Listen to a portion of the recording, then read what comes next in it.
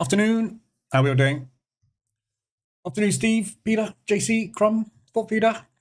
Greetings and salutations. Afternoon, Brian, John. It's time for Genia, XR update.news, y'all. How are we all doing? What a crap morning. Nothing's happened this morning, is it? DAX was all right this morning. The ORB was really good. But, Euro Swiss has just hit ADR. That's what I like to see. Hey. That's all I've got on at the moment, Euro Swiss. So I was waiting for something to actually move today. Looks like Euro Swiss is payday. That's it. Nothing else is doing anything at all, very much. A load of rubbish. Afternoon, Pinecone, EMAC, Jerry. So we've got a fair bit of movement on ADRs today. Mostly, obviously, Aussie dollar related, based on the news. And the US dollar's gone crazy today as well. 150 ADR on the US dollar. 100 on US dollar Swiss. US dollar yen's not doing a lot. But so a fair bit of movement on this US dollar. I've just scanned through the news. I'm wondering if it's something to do with this. Or it might just be repositioning ahead of the PMI figures this afternoon. But China currency regulators gave a window guidance to some commercial banks. What a window guidance is, I'm not particularly sure. But I think that's a kind of, please reduce or delay your dollar purchases. Not sure if that is actually what's caused this rally, but if they're asking people to reduce the speed they buy the dollar at, maybe that makes the dollar rally. Don't know. Don't quite understand this one. But something happened at 11:49. But apart from that, there's not a lot of other news this morning. ECB mentioning some bits and pieces at the moment. We've had, obviously, the Aussie rates this morning, which came out as a negative. That's why all the Aussies have collapsed. And this afternoon, we've got PMI at 3 o'clock. So the open today may be a bit restricted because they'll possibly wait for the PMI figures to come out at 3 o'clock. But we'll see what happens there. We've got New Zealand unemployment coming out overnight as well. So you need to be prepared for that if you've got any New Zealand dollar exposure on. I've got virtually no exposure on anywhere at the moment. Can't get anything on. Pound US dollar, I'm in, have been in. That's a nice double bottom at the moment. And Euro Swiss, which is now rallying very, very nicely. So if I can get up to, I'm toying with the idea of taking this off because I've got like $600 odd. So I'd kind of like to stick that over there. But I'm going to see if we can get this propulsion gap filled and maybe test last week's high. It's only 150 ADR. We're just over 110 roughly at the moment. So another kind of third of an ADR push. We're up at yesterday's high. So assuming we're going to put a bull candle in today, obviously we need to go above yesterday's high to do that. So see if we can get up there with the Euro Swiss. But yeah, we'll have a look at all the ADRs and everything in a minute. Getting stuffed on the Aussie Swiss. Well, it's moving down. Afternoon, monkey. I mean, Aussie dollar CAD. You're not out of that? I got out of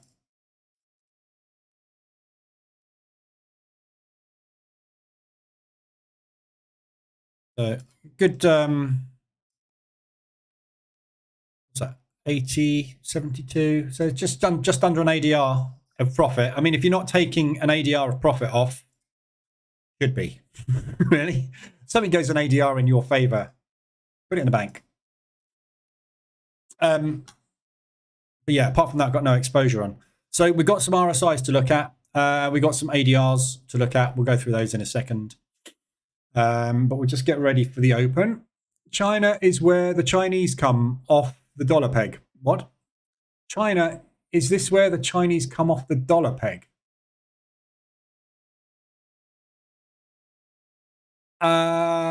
Is the yuan pegged to the dollar? Afternoon, David. Thank you for my goat. Good emoji.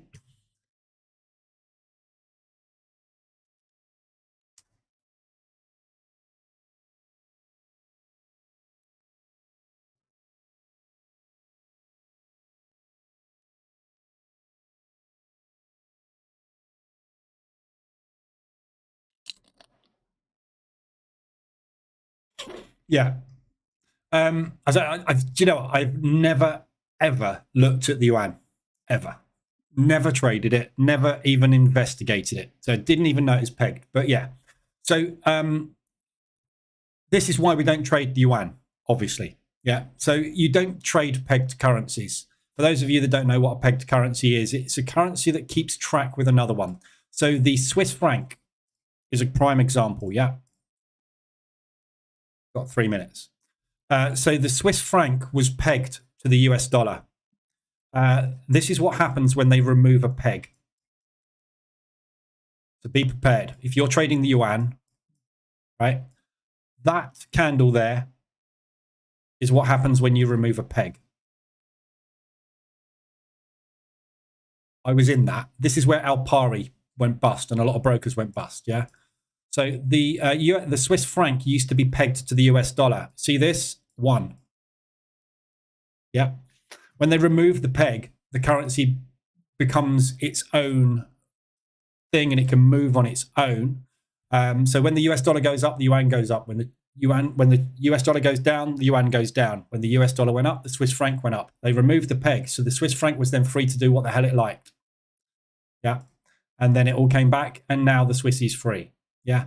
So if that is the case and they are going to remove the peg, you don't want to be anywhere near the yuan. And to be honest, the US dollar will move off of it. But yeah, the yuan you want to be out of if they're going to do that. I don't know. If we're going to go with this BRICS thing with the Brazilian peso, the Chinese yuan, the Russian ruble, the Indian whatever, and they're going to create their new conglomerate of we are the new powerhouse finance, obviously they're going to need to unpeg the yuan so that it's got freedom of movement. Would make sense. But when and how and if, don't know. We'll wait and see. But yeah, don't pay any attention to it because it's not something we get involved in. We got 1 minute to the open. We've got 19 seconds to the open. So let's have a look at where we are. Everything's moved today. So let's quickly zoom out on all these so you can have a look at what we're doing. So DAX, very nice today. The DAX ORB short, absolutely creamed it today. Banked a couple of grand, lovely. Wow, Jesus, look at the speed of that. Dow is off like a rocket. Okay, so if you wouldn't have got on that. If you tried to get on the pre-market Dow today, I don't think you would have got on it. That moved way too fast. There's no way you get a pending order placed on that. You might have a limit in place, and if so, you might well trigger in that in a minute. But huge volatility coming in today. What I was going to say was we've had a massive movement across all indices today. So there's been an awful lot of volume coming through the market today, especially with that DAX as well. We've done ADR on the DAX, straight into ADR, bounced straight off ADR and accumulated around it. So everything's moved really, really fast and hard today. Give this a bit of time to settle in. You'd never have got on these pre-markets. It went too fast. That's a whipsaw. So if you took the pre-market on that, you're dead. If you took the pre-market on that, you're long. If you took the pre-market on that, you're probably sitting there going, crap, missed it. But yeah, big volatility. So wait for that to settle down and take the 5 minute opening ranges today. Big volatility there though. So looking at the US indices and where they're potentially going to go, the Dow,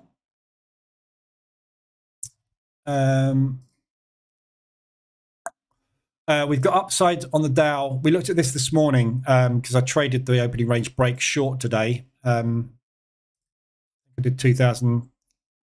Oh, look at that. Look at me hitting round numbers. 2.5 grand to the penny. So I've done 2.5 grand this morning. Can't really see it. But so shorted the open. And then when we got down to this low, I took that bounce, got out on that news. There was a stock earnings release, got a little spike. So I'm flat. I'm not trading any more futures this afternoon. That's done. But yeah, we've had a decent amount of volatility. So bear in mind, we got the news coming at 3 o'clock. I was kind of expecting a little bit more of a lackluster open this morning, but it doesn't look like they want to do that. So upside target, obviously, after we've had this pullback, we are longs. So looking at last month's high, which is Thursday's high. There's potentially upside today for the Dow.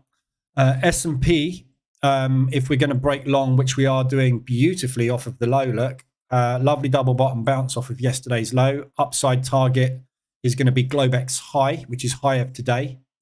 And then obviously that monthly high. If we go downside today, you've got a massive drop, 175 ADR. Doesn't look like it's going to even think about going short, does it? Kind of glad I made the money this morning. Going to be tricky to get onto this one today, isn't it? NASDAQ, yesterday's high, previous day's high, last week's high. This whole zone here is potential upside resistance, which is about 3/4 of an ADR away. Not even that, half an ADR. Yeah, half an ADR to the upside. Downside, you've got loads of room. Back down to 150. So loads of room to the downside. But we'll see where these go. Wait for these to settle down. 1.5 minutes. Wasn't expecting a move that big. We haven't had any massive earnings either.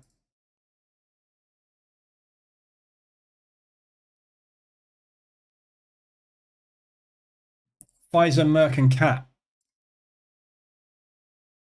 Canadian PMIs have just come out. 49.6, 48. So PMIs for CAD are up. That's bullish CAD. Uber shares rise. JetBlue, end of American Airlines partnership. JetBlue slashed its 2023 outlook, so that's not good for JetBlue. Uber reported second quarter. Pfizer beats on earnings. So we've had Pfizer win, Uber win, and Merck win. So all the pre-markets today are all wins. Pfizer and Merck win. I don't know what Caterpillar's done, but good earnings. Hence bullish movement on the Dow. So we'll see. So we've had a good rejection to the downside on the NASDAQ.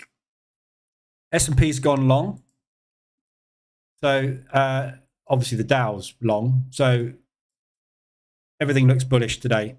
I suspect if we listen to Tick Strike, we will find a lot of upticks today. We won't bother listening to Tick Strike. Can't be bothered. Right, so let's have a quick look at the CAD while we're waiting for those fives to go in. Right, so that 5-minute opening range is way too big. That is 100-point range, basically. So that's nearly half an ADR, just shy of, it's just over a third of an ADR we've done in that candle. So yeah, more long than short. But if you're using proper risk reward and you're trying to straddle a candle, that's too far. So you'd have to use a smaller stop, in which case then you want to wait for a pullback and look for some bullish signs to try and get into that. Nice opposite, easy break on the NASDAQ today. S&P gone long already on the 5-minute ORBs. So opening range breakout on the S&P is long.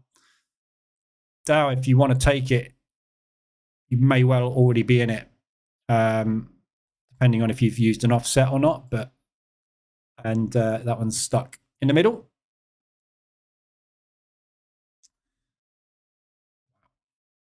Hell of a move, wasn't it? Right, let's look at this Canadian dollar. So doesn't look like there's an awful lot of reaction to the CAD.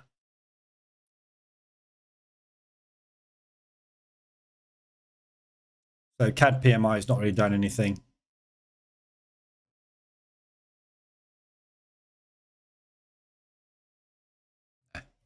No movement off that.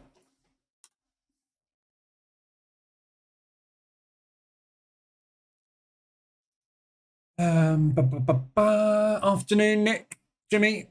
Lioness just stuffed the Chinese 6-1. Did they? That's why the Chinese were cross. 6-1. I didn't watch it. That's a good thrashing, isn't it? They're only, think, 3 or 4 behind us in the world rankings, so good result. Afternoon, Baggy, Astro, Outro. Wish I was on that Dow today. Yeah. Gone long. Still long. This US dollar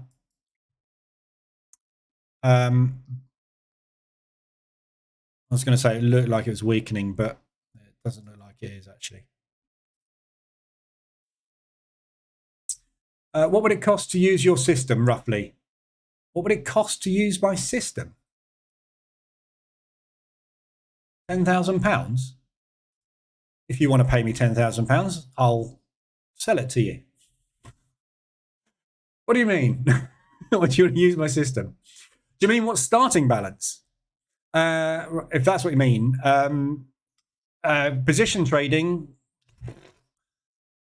try not to look at it like that. Try to look at it as what do you want to earn? So as a minimum, you want to use a balance that gets you a minimum of a 0.03 lot size on your initial trade. That's what I would recommend, because you need to be able to do drawdown control. So if you get in with a 0.01 on your first entry and it goes against you, you can't do drawdown control on that. A 0.02 allows you to do drawdown control, but it only allows you to close half the position, which is again a little tricky. 0.03 allows you to scale out in 1/3 sizing, which is what I do. So that is kind of what I'd recommend as the minimum. So to get that on, I would say somewhere between 3 to 5K as an entry level. You're going to be making somewhere around about £300 to £500 plus per month off of that balance. Aim to make 10% a month. That's what you should be aiming for to start off with. Aim to make 10% a month. You'll be able to make more some months, other months not quite as much. If you want to go a little bit more aggressive, you can obviously make more money. But standard, if you're using 0.25% risk over half an ADR, you should easily be able to make 10% a month. If you're trading all pairs using 0.1% risk for half an ADR, you should still be able to make 10% plus. But there isn't really a number. I get asked this a lot. Because this is the trouble with EAs, is all these EAs you see on the marketplace, they all go minimum recommended balance $1,000 because they're all risking a percentage of the account. We're not doing that, are we? We don't use a stop loss to risk a percentage of the account. We get in and we get out. We just literally get in the market and we get out the market. So you can use anything. If you're trading prop, obviously it's impossible because position trading is reliant on drawdown. So they don't like drawdown. So difficult to trade prop. But if you're trading prop, position trading on prop, you can do it. You've got to do a hybrid though. You've got to kind of set a level where you will scale out fast. It's much, much, much harder to do it on prop because of your limits. So.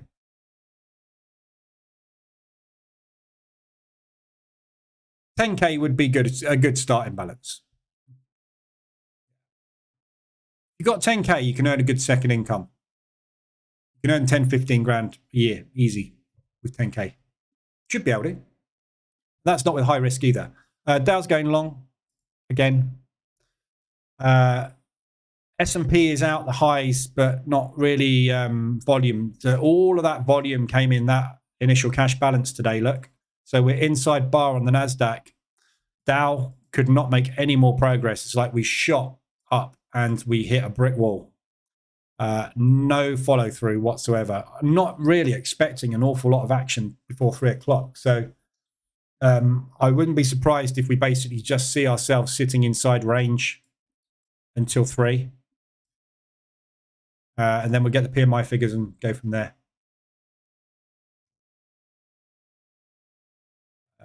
Anyway, we'll wait and see what happens there. Right, let's have a look at FX while we're waiting.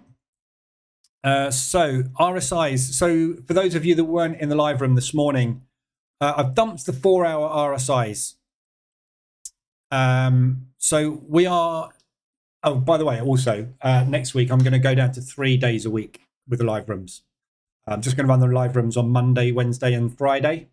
We're coming into summer trading. It's summer holidays. Kids are off. So I'm going to take 2 days off a week, basically, because the market is going to be quieter. And if the last couple of years of live rooms are anything to go by, what you will hear me saying every single day is it's pretty much the same as yesterday, because you tend to get something move and then you'll get an RSI and then it will come out of RSI. And then you'll be sitting here waiting for this thing to light up. And then suddenly one currency will light up all at once because if that currency's moved, and then that currency will move back.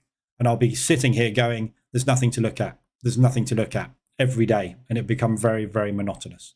So I'm going to knock the live rooms back down to Monday, Wednesday, Friday next week. Same sessions. We'll do a morning session and an afternoon session. But I'll miss a day in the middle because by the time I come back to Wednesday, I'll probably be saying, go and look at Monday's replay. It's pretty much the same thing. So just to let you know. And obviously, so we're entering into August. It's getting to the point where liquidity starts to drop a little. So this side of the dashboard is the normal H121 RSI. This side of the dashboard, I've got rid of the 4-hour RSI. This is now 14 RSI. Yeah, so this is a more sensitive version of the RSI. We'll get more signals faster on lower speed movement. So as you can see, Aussie US, we've got lit up like a Christmas tree. We've also got Aussie US lit up there, but you're going to find that this one is going to be getting to the 75-25s a lot more than this will. So when we're struggling for signals, we can decide whether or not we fancy taking something like this. So if you get a nice RSI extension like the Aussie dollar, US dollar at the moment on the 14, it's not extended. It is actually extended actually now on the 21, but the 14 is sitting at 16 point something. So it's sitting down here somewhere. Yeah. If we're getting an RSI reading that is nicely extended and it's near a nice, good looking weekly, monthly support or something, or some area that looks of interest, propulsion gap maybe, those are probably worth taking. But kind of want, because these are faster RSIs, I kind of want some confluence there for this first entry just to see, just to make sure we've got a little bit more chance of getting a bounce. So I've split the dash into two parts. 14's on the left, 21's on the right, and then we can obviously have a look at more stuff, because otherwise I'll be sitting here going, and like I have for the last 3 or 4 days, it's like there's nothing to look at, which is boring. RSIs are like that. ADRs, on the other hand, obviously, we are going to get multiple ADRs, because as you get light liquidity, you get more slippage. More slippage equals more movement, but that movement isn't directional. It's just fast up, down, fast up, down. Yeah. So it's hard to get into them because you get such a fast movement to the upside. You find that you can't really get a reversal alert on a lot of these things. So we'll look at all of it and see. S&P manufacturing PMIs 49 on a forecast. I've missed it. 49. So the S&P PMIs have come out at 49. So it's likely the ISM PMIs will probably come out around about expectation. So we might not get a lot of movement on the US this afternoon. We'll see. 15 minutes to go. There you go. So yeah, let's start with these ADRs. So ADR hit to the downside on the Aussies. So looking at the Aussies, Aussie CAD, Aussie Swiss, Aussie US, Euro odd, pound odd. That's it. So these five, sorry. I'd be careful taking any of these today. So what we've had today is Aussie dollar cash rate come out at 4.1. We were expecting a 4.35. So they decided not to increase their interest rates. The market was factoring in a 4.35 and it didn't get it. So when the market doesn't get what it wants, it has to readjust its positioning. And its adjustment at the moment is to the south. So there is a possibility that these movements on the Australian dollar will continue. So if you are going to take a long on it, try and get out fairly quick. Yeah. So if you're going to take an ADR reversal on this Aussie CAD, for example, obviously M5 reversaler has just triggered. So do not get greedy. Go for something like that. Just get out quick with a little bit of money. Because if they are going to continue these Aussie movements, you're going to get suddenly a quick like 5, 10, 15, 20, you're going to be back to break even and you won't have any chance to react and it will just go. So just be careful with them if you're going to take them. So Aussie CAD, there's your reverse alert on that one. Aussie Swiss, you're just about to get a reverse alert. You've already had one this morning. No,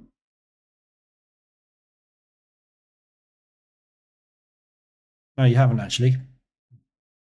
We didn't trigger off of that. So yeah, this looks like the first alert of the day. So you're going to get an alert on that in a second, possibly. Not at the moment, but that might trigger in a second. And again, just look for propulsion gaps on the hourly to trade up into. So if it's going to push, pull and push market structure, look for no more than a 50% retracement. Just try and get out on a 50% retracement because you are going counter fundamentals and counter trend on these. Aussie US, much bigger extension because the US dollar has been massively exposed today. So H1 RSI, first 5-minute entry, just taken that long, literally 10 minutes ago. So the EA's got me into that on a buy. Can't see it, but that's a buy, that green line. So just got in on that reversal alert. Looking for a push up. So kind of hoping for a negative PMI figure to come out.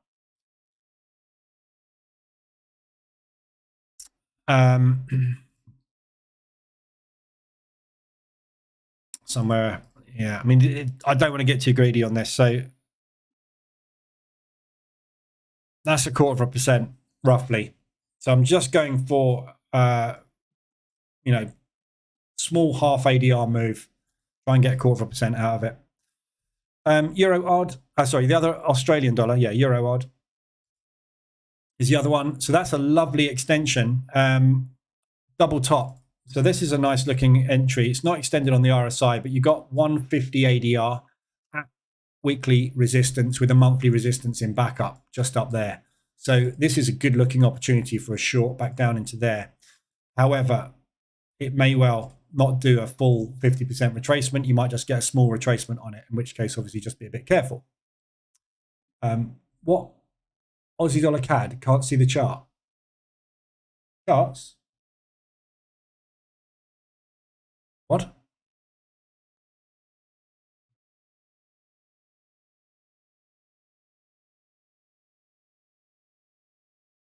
Huh?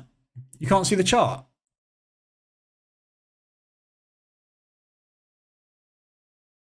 Sorry, who's saying you can't see charts? Can you not see me? The stream looks okay. I can see charts. Am I going mad or are you going mad? Someone's going mad.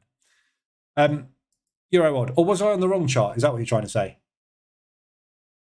Resolution too low. Up your resolution then.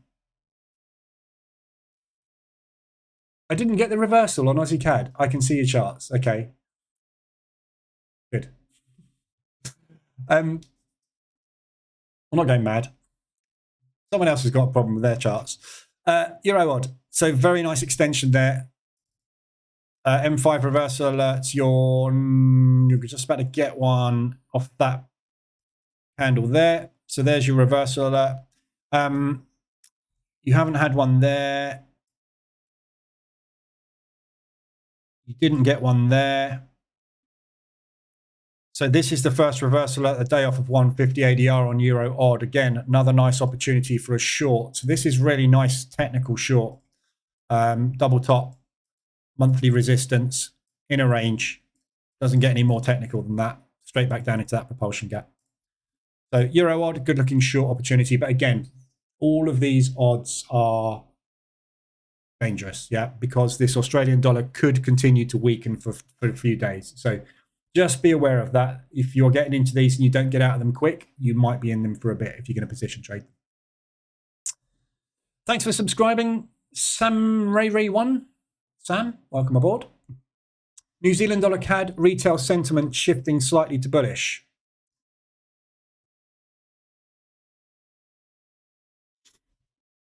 Let's have a look.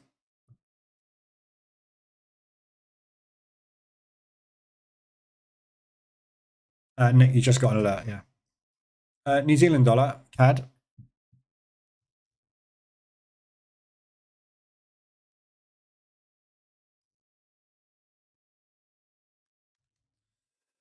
New Zealand dollar CAD, yeah, a little bit more bullish now. So good short opportunities because the market's long. New Zealand CAD. Still no movement. So triggered long on the NASDAQ, triggered long on the S&P, not trading the Dow, just completely sideways on that one. So market still looks long to me at the moment, but we need to wait. Not going anywhere until 3 o'clock. So not going anywhere. New Zealand dollar CAD. We're not even looking at that one. I don't know why you're mentioning New Zealand dollar CAD retail sentiment, but pound odd was the other one off the Australian dollars. So again, beautiful double top. Yeah. So weekly resistance, nice reaction. 125 ADR. So potential movement down on that one. You've already had the reversal alert on that one though this morning. There's your alert. That was your trigger. We haven't gone anywhere. So we're just kind of retesting at the moment.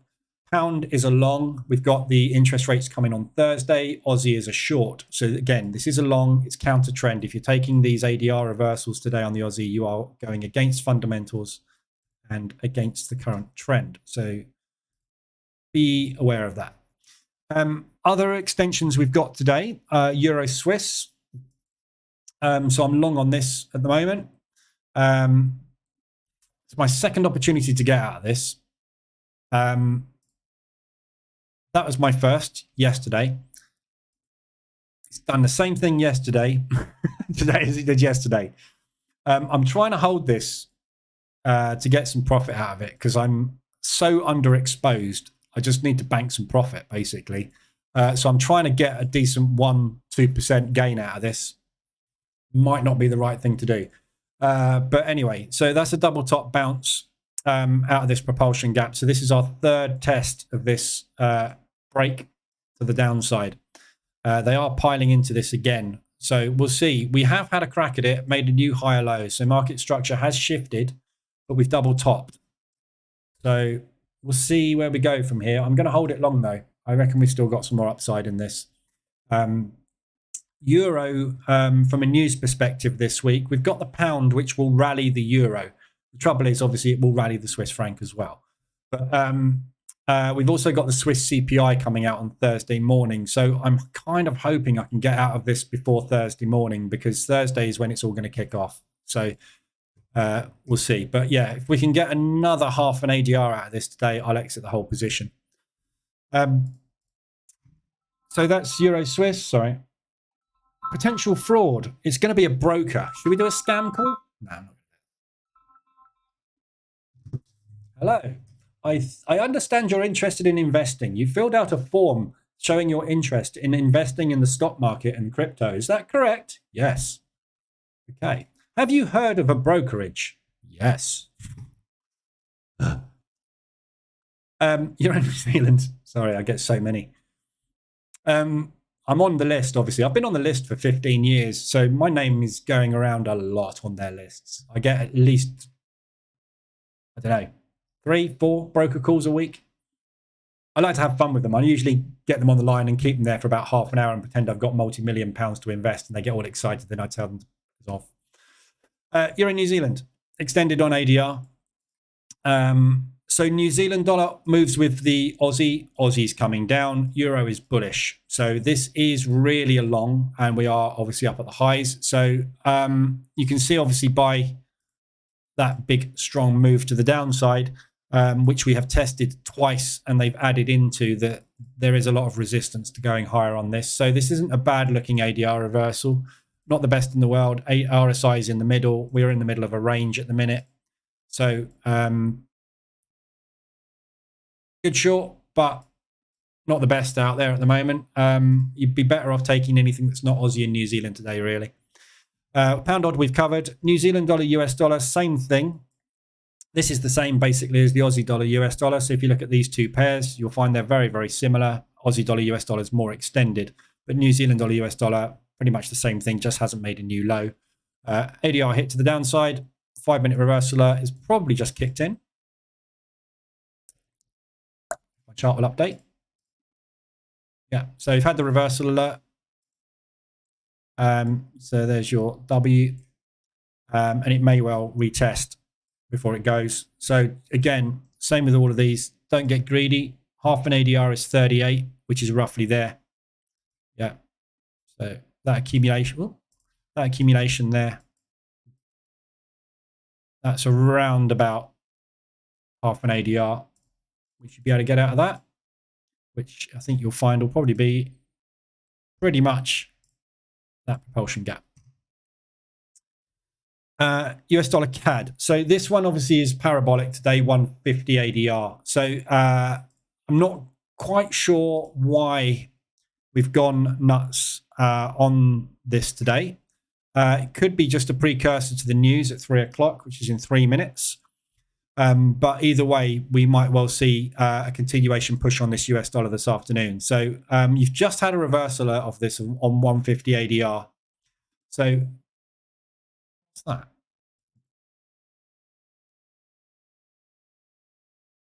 Weird. That was green. So we've just had a reversal on that. Absolutely parabolic all day. Hasn't stopped. So new highs gone in. Look for a pullback if we're going to continue that long, but not now because in 3 minutes this is going to move. So it is a good short. There's your entry. If you're in short, lovely. You are now just about to make a load of profit or go into drawdown. Nothing you can do about that one. US dollar Swiss, same story. ADR hit to the upside, straight into 100 ADR. Nice reversal, M pattern. So again, short opportunity, pullback. Lovely propulsion gap targets left by the news last week to come back and retest. We've also got this one at these highs as well to come and retest. So at some point we'll be back down here, but whether or not it's going to drop now, we'll wait and see. So news is coming out in less than 1 minute. 50 seconds to go. The Dow's broken long. S&P is above the open. NASDAQ is sitting mid-open. Dow has gone out the highs. So we watch the news.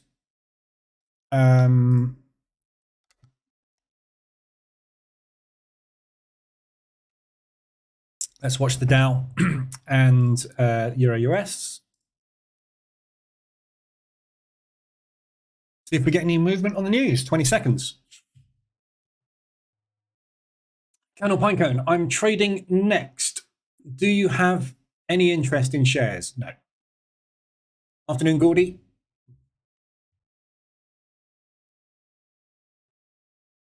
Stock indices I trade. I don't trade shares. Used to. That's where I started trading, but not anymore. Okay, short US. Looks like negative news. Haven't actually got the news yet. 46.4 and a 46.9. So it's a slight miss, which is bearish US. Short US. Long indices.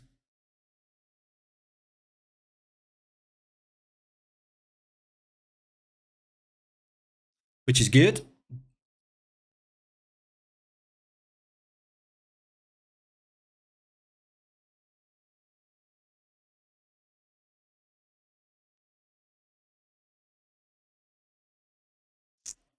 Pulled the Swiss franc back.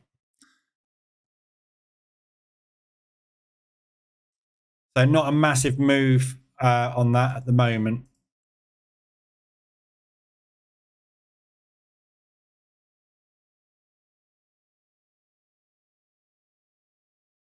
Should be helping my pound US dollar go long, but it doesn't seem to be moving much. Very small reaction to that. So that's not particularly wrong one, sorry. It's not particularly big divergence there. It's 0.5%. So we were forecasting a 0.9 increase. We got a 0.4. So it's still an increase, which is it's still bullish for the US dollar, but not quite as bullish as expected, which is why the number's red, but it is still a positive. So it's kind of a neutral, positive, negative. Not much reaction to that. Okay, so indices now might get going. As we've got the news out, so we might start to get a little pump in the market now. Hopefully they want to break long. We're running into that high on the S&P. NASDAQ can't break those highs. Struggling. It's all really struggling to go anywhere today.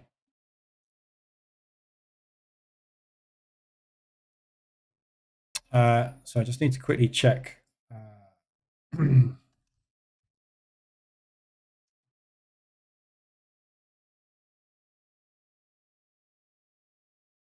to double check. Flat.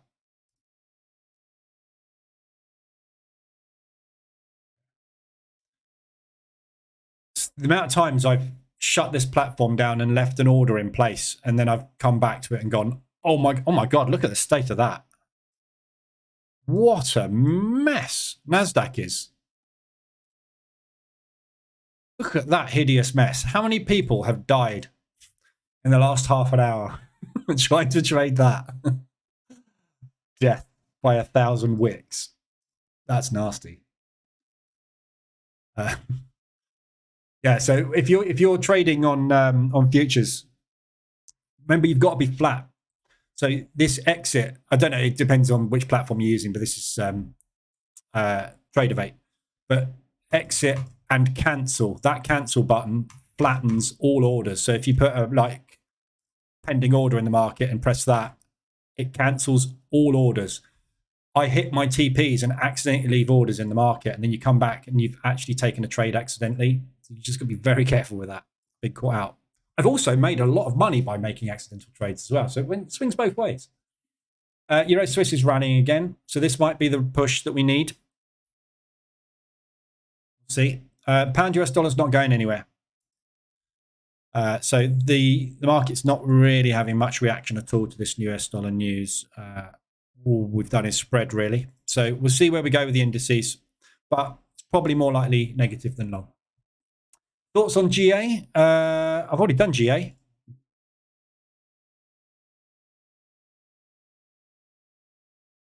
That was an ADR hit. Yeah, remember? Remember, Gordy? I did it about 15 minutes ago, 10 minutes ago. Double top. Drop. But it's counter trend because pound dollar is bullish. So you are counter trend ADR reversal.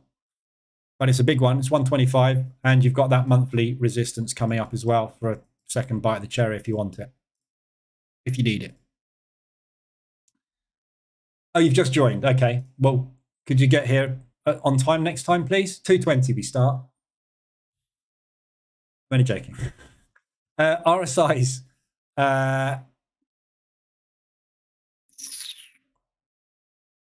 So these are the 21s and these are the 14s.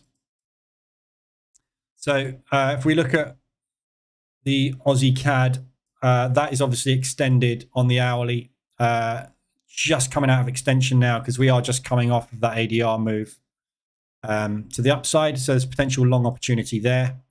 Aussie dollar Swiss, RSI, again, these are all these are ADRs and RSIs, all the same thing, aren't they? So basically mean reversion opportunity back up into there. Aussie dollar, New Zealand dollar, RSI extension on the, I should have really put the 14 up, shouldn't I? So we can actually see the 14. So there you go. So you're down below the 25 on that one. Aussie News, sorry, not actually quite. You've just come out of extension. This is going to get extended again in a minute. So potential long, obviously you are again going against the trend. Aussie, New Zealand, Aussie down at the moment. New Zealand dollar as well. Don't forget New Zealand. If you're going to take an Aussie New Zealand today long, don't forget overnight we've got the unemployment rate for the New Zealand dollar. If that unemployment rate comes out at less than 3.5, the New Zealand dollar is going to rally. Aussie New Zealand's going to tank. So be careful if you long this, because if you're not out of it tomorrow, the news is going to drive this down potentially if it gets good news. Euro odd, again, same thing. It's an ADR hit to the upside. So there's your ADR extension at 150, RSI extension at the highs. Nice double top with a backup monthly resistance. Push back down into propulsion. Pound US dollar, long on this already. So there's a double bottom bounce just gone in. Limit orders triggered from last week, although it is still coming back down again. Strong US. Strong US or weak pound. US dollar is strengthening up off the back of this news, look. So the US dollar is strengthening. That doesn't bode well for the indices.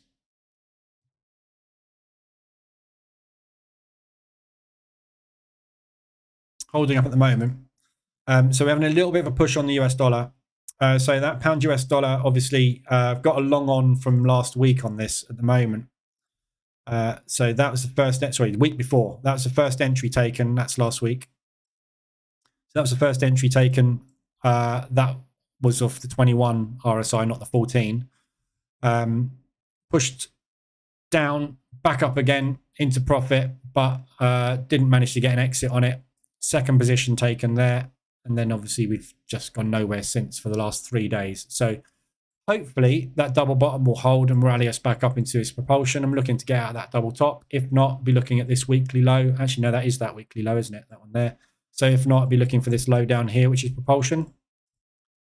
So support below this is down here. This is the monthly low. That accumulation break, we tested that twice. So that will be third entry somewhere between there and there. Bring the average down and then look to get out on a rally. This should be a long pound US dollar. There's no reason why we shouldn't be rallying on this. This is bullish.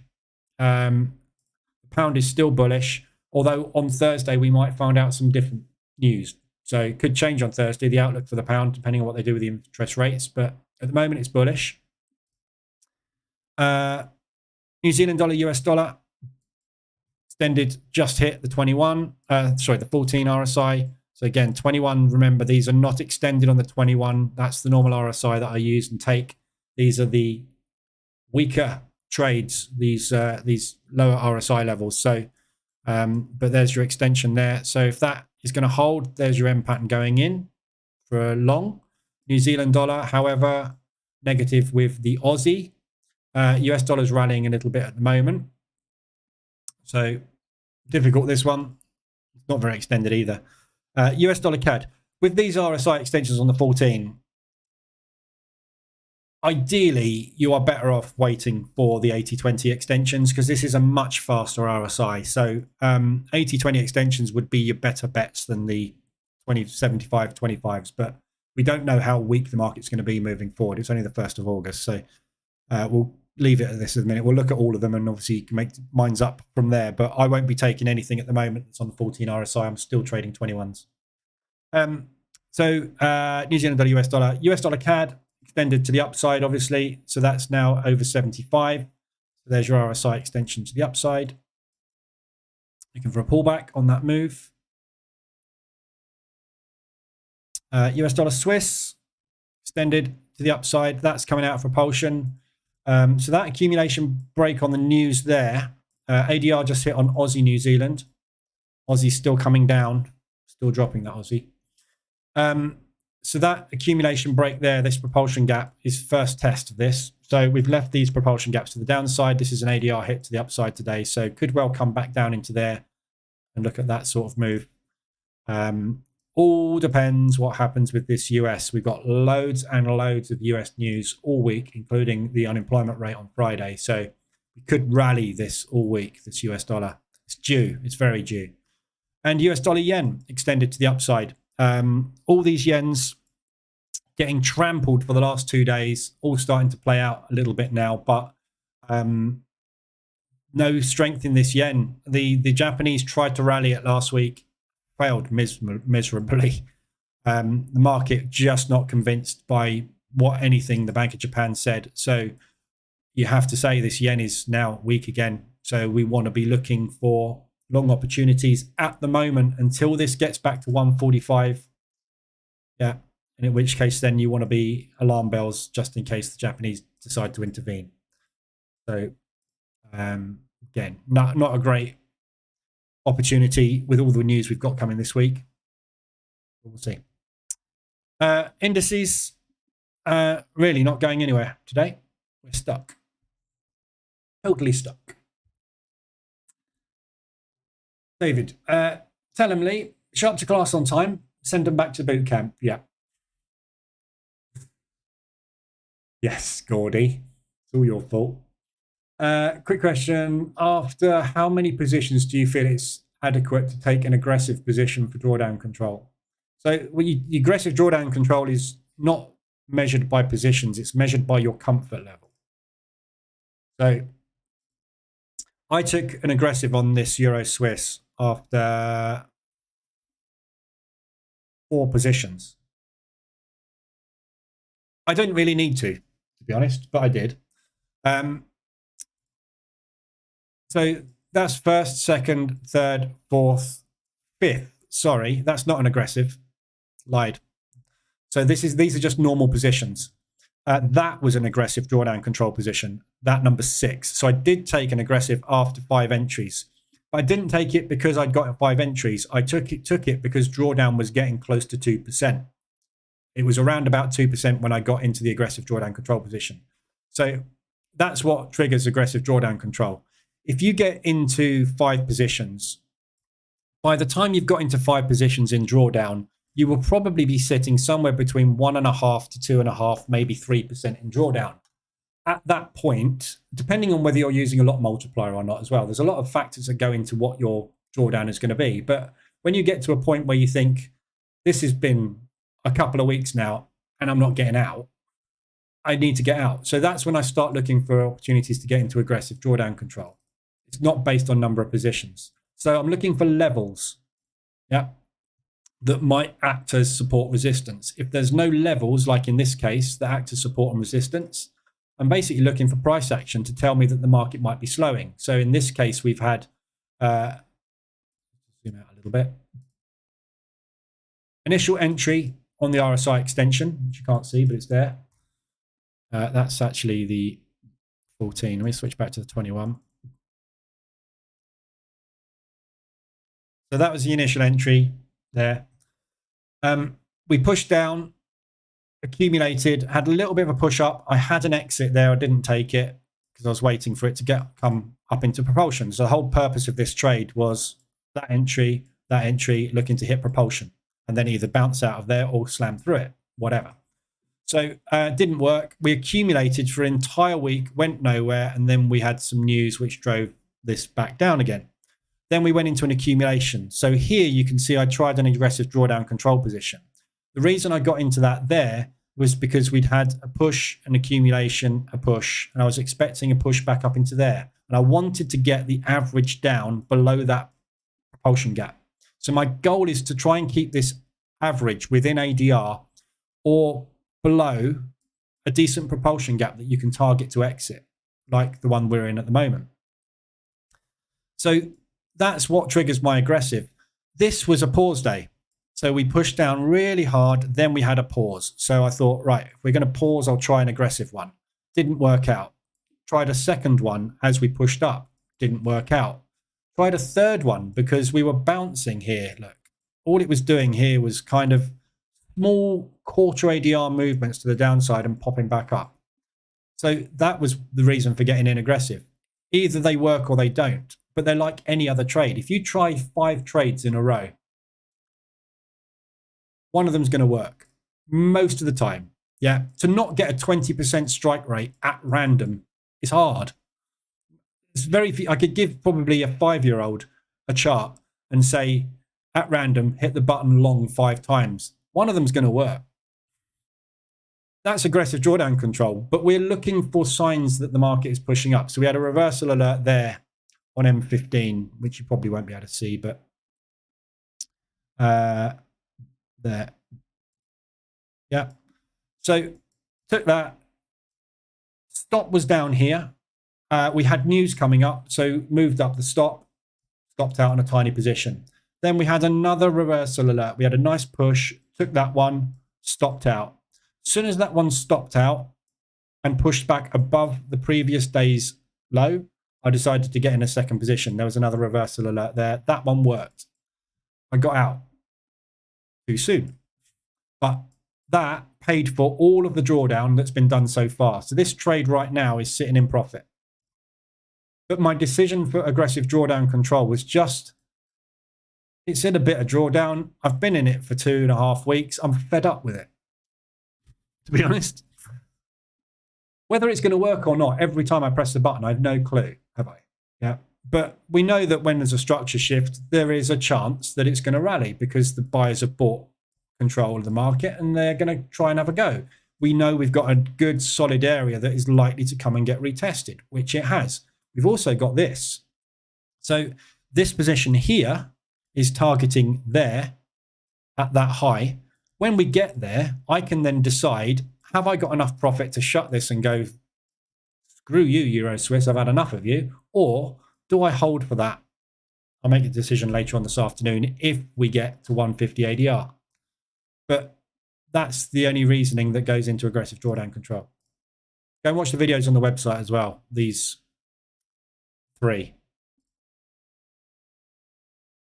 They're all about aggressive drawdown control. But do it when you are comfortable, or do it when you are uncomfortable, I should say. Not when you're comfortable, obviously. Do it when you're uncomfortable. Yeah. So if you get uncomfortable at 1.5%, do it. If you get uncomfortable at 3%, do it. If you're not uncomfortable until you get to 5%, wait till then. Entirely up to you. If you look at the lot size and go, Christ, that's a lot of lots, do it. Yeah, use your own comfort level. The whole purpose of position trading is you don't know when this is going to do that or that. So when you're uncomfortable with the current situation, try and get yourself out of it, but use a calculated risk and don't do it too soon. I see people getting into a position, then taking a second position and then doing an aggressive drawdown control. That's just movement. Yeah. If you've been in something for 2 weeks, it's wrong. Yeah. 1, 2, 3, 4, 5, 6, 7, 8, 9, 10, 11, 12. Day 12. 2 weeks, 2 days. I was like, oh my God, it's still going down. This is really wrong. Something's wrong with the Euro Swiss. I need out of this. Aggressive. Yeah. We're just reverting back from position trading to our normal mindset of let's use an order that might stop us out and lose us money. But because we're doing that, we're using a higher lot size, 50% of our overall position, to bring that average down, to give us a chance of getting a half ADR or an ADR push in our direction. One bull day, that's all we're looking for. When you take an aggressive drawdown control position, all you're asking the market to do is just give us an up day. Yeah, I've had a down day after a down day after a down day. Just give us an up day. Okay, that's it. That's all you need. One up day. And you're out of any position you're in. If you get an aggressive drawdown control position in, regardless of how many positions are there, that aggressive drawdown control position will mean that if you have a bull day, you will be out. It ain't worked. Screw this. Off I go. That's what it is. You don't need it that often. But when you do need it, that's why you do it. You're doing it literally just to get out of the thing because you're fed up with it. And if you get out of it, like I can shut this now with $170 in loss. And profit, rather. Overall profit on this trade, I don't know. Didn't I calculate this? I've thrown away the binned the thing, but Euro Swiss. So I banked 1,000 and took 400 off. So let's call that 9. That's 1337. So call that 900 profit.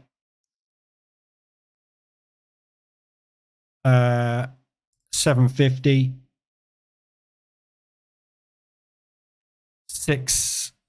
700. So call it pretty much break even. 500. So on the Euro Swiss, on this position so far, I'm 0.5% down, $500 down. Right now, I'm sitting in $227 of profit. If we hit there, that's going to be roughly, I don't know, $1.5. So that'll bank me 1% net over 2 weeks, 2.5 weeks, 3 weeks, whatever it is. But the fact of the matter is I'm going to get out of this trade after being wrong for 3 weeks with 1% gain. And the aggressive helped me do that. But if you look at this, if I hadn't have taken that aggressive drawdown control position there, I still would be in something like 1% loss instead of 0.5% loss now. Yeah, but my average is still there and I'm still in profit. So if I hadn't have taken that and taken those two off, the average would be roughly the same space, a little bit higher maybe. I've still got an out, haven't I? Just normal trading gets you out. The aggressive just gets you out faster. It's the fed up button, if you like I'm fed up with the indices. So, glitch. NASDAQ's glitched out.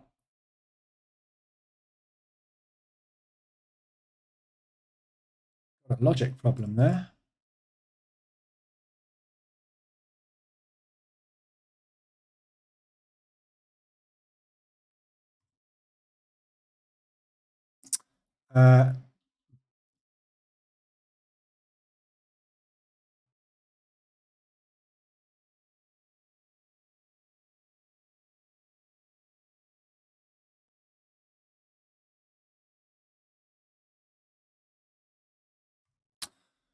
Closed profit is profitable, so it moved to break even on the short. How did you get that figure off of the NASDAQ? We lost $1,000. Problem with that.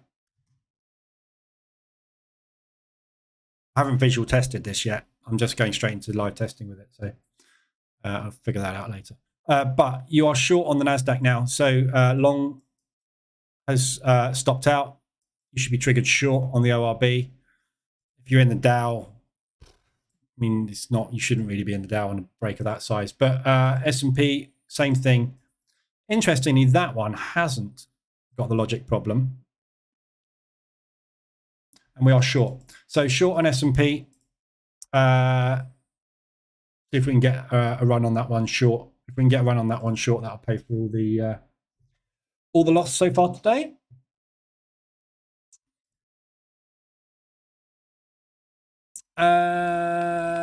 AZ, as a contract for difference means the broker is taking the opposite side. No, the contract for difference doesn't mean the broker is taking the opposite side of your trade. Contract for difference means they are offering you a different price. Yeah. If you become a winning trader, how do they still take the opposite side of your trade? They don't. So you're asking about what we talked about in the live room this morning. A-book customers, when you place a long, the broker takes the opposite side of your trade. Yeah. When you show the broker that you are profitable, they move you to the B-book. When you place a trade, they farm your trade out to liquidity providers. Do not take the opposite side. They farm your trade out and charge you a spread and a commission and a swap. They do not fill the trade. They farm you out to the dark pools and you just get filled by whatever liquidity provider fills that order. Market makers. You've heard the term market makers. Yeah, market makers make markets. So when I say I want to buy the NASDAQ index, my broker will go, anybody got to sell on the NASDAQ index? And the market makers will go, I have. And you go, here you go. Here's an order for you. Yeah. So A-book, broker fee, broker fill. B-book, someone fill. They are brokering your order. Yeah, that's why they're called brokers. Think of it like a yacht broker. Yeah. What's a yacht broker do? Matches somebody who wants to sell a yacht with someone who wants to buy a yacht, right? A Forex broker or a stock broker goes and finds somebody who wants to sell a stock and finds someone who wants to buy a stock, matches them together and makes a little bit in the middle. That's what a broker does. Traditionally, everybody used to be there. Brokers realized that 85% to 90% of retail traders don't know shit about trading and they will lose their money. So they went, well, instead of brokering the order out, why don't we just take the other side of it and take all the money off these guys? Yeah, so that's how it works. Yeah. Crap trader turns into a good trader, then it doesn't get filled. Yeah. By the broker. Can I tell you, AZ, this is all rudimental stuff you can learn on the internet. Can I tell you about how CFDs work? Go and have a look. Google.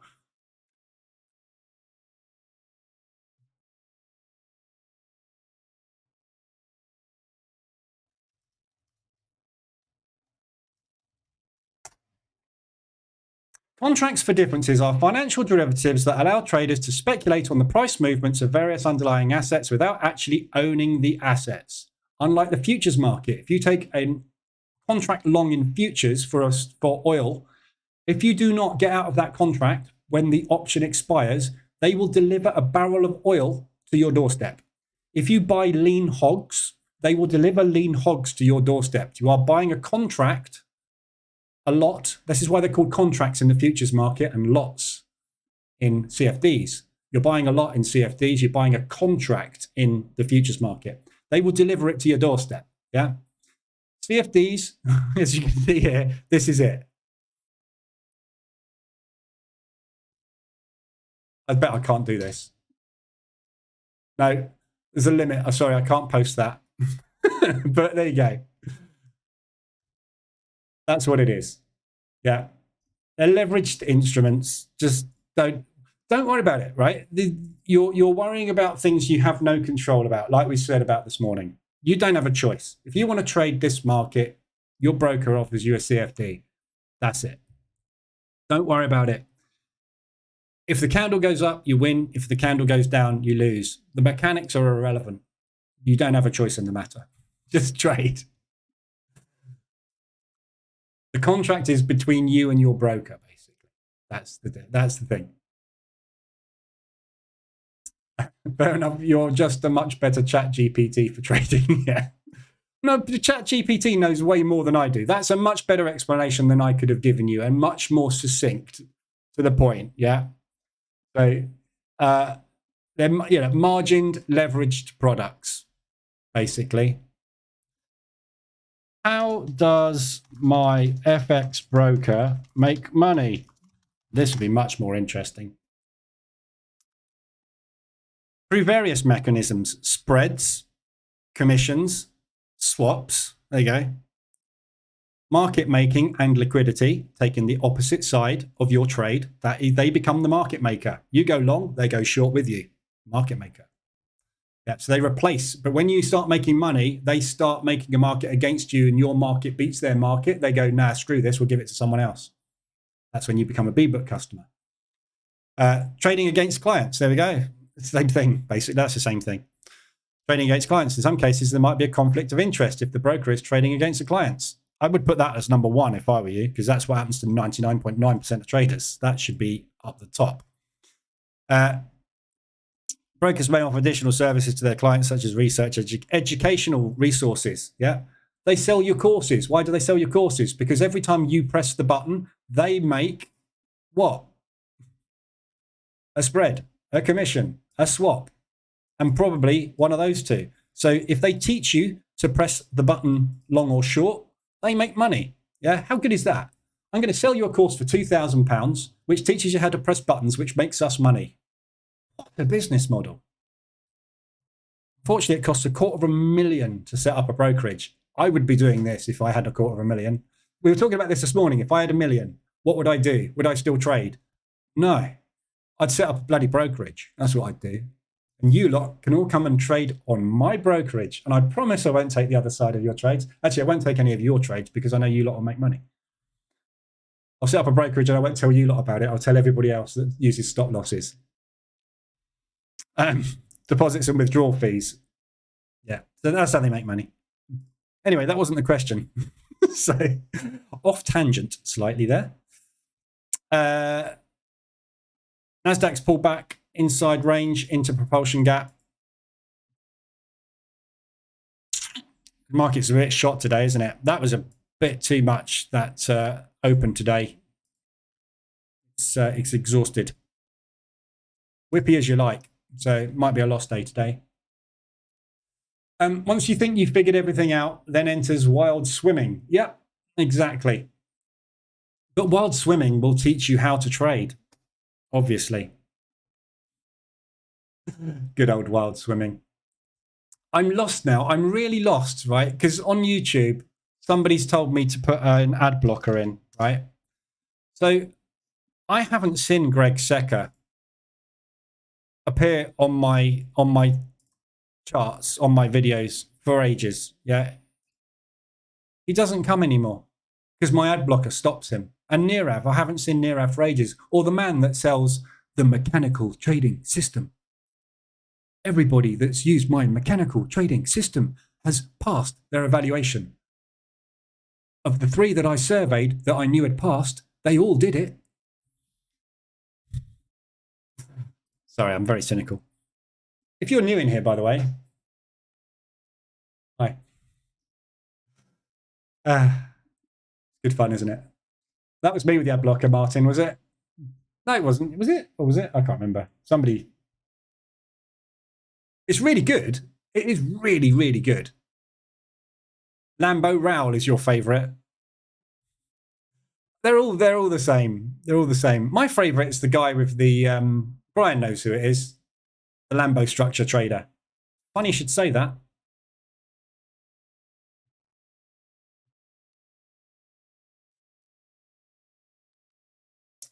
This is a mask. That's me.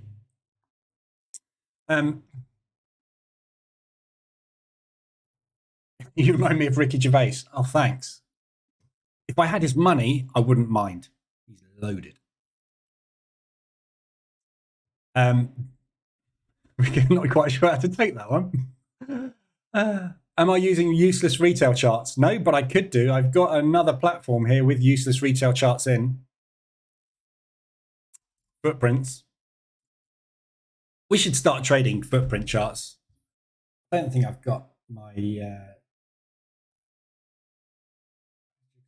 I haven't got my connection set up with Rhythmic. I can't use it.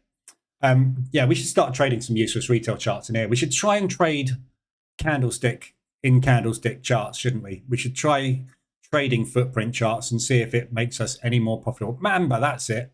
Mamba FX. He's the man. This is the guy you want to go to. If you want to learn trading, this guy is the role model of all role models. Now, this guy must know how to trade. Look at the bling. The guy's blinged to death. Look at him. Look. I can do that too.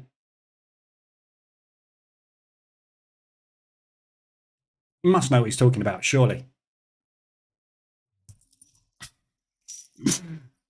Look, he's got glowing stuff in the background and everything. Gotta know what he's talking about. He looks just like somebody that works on Wall Street. Take it positive. Good. Mr. Mamba FX in the house. How closely do the brokers, market makers, track the market in relation to your position? Brokers know every single order. Market makers don't track your position. They can't. They can't see anything. Your broker can see every order. Your broker's chart.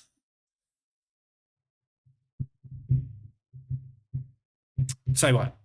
Your broker's chart looks a little bit like this, right? So your broker will see, it's not a chart, it's not a candlestick chart, but your broker will see the screen, and on your broker's screen will be the price. And every single order that every single retail customer on that, so in a brokerage, you have multiple account managers. Each account manager is given a number of accounts, 500, 1,000, 5,000 accounts or whatever, yeah? And each of those guys has these customers, you and me, retail, in their account. And they can see every single one of your order. They will see a heat map of your orders with a dollar sign attached to them, which shows what happens if price gets to each of the levels. So if price goes up, the dollar sign for them profitable A book, B book customers. So A book customers that you take on the opposite side of the trade. They will see if it goes up to there, we'll make this. If it goes down to there, we'll make that, or lose this or that. So when you get close to this high and there's a load of money sitting there, they can spread the market to take that money and drop. Yeah. You've signed a contract to allow them to do this, by the way. Don't read your terms and conditions. They can fill you any price they like.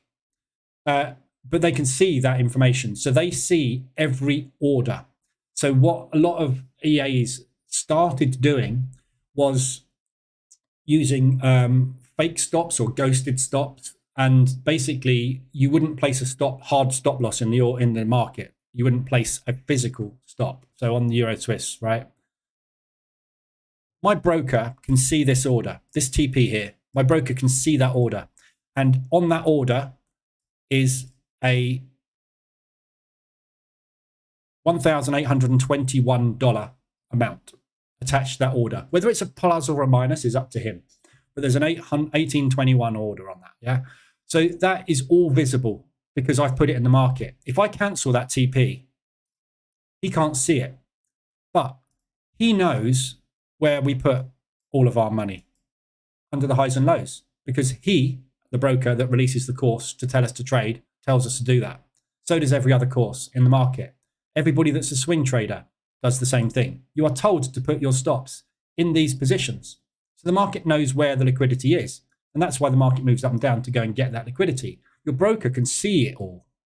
Market makers in banks can't, but they know where it is because they move the market up and down. And when they go up to a certain point and they can't get any more orders on because there's no more money there, they know there's no more money there because they're trying to buy it and there's no one left to sell it to them. So they move it back the other way. And they keep moving the market until they can't move it anymore. And that's why market structure happens. Yeah.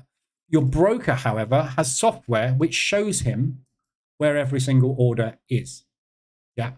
They also have software which can manipulate the price up and down and spread it on a button press.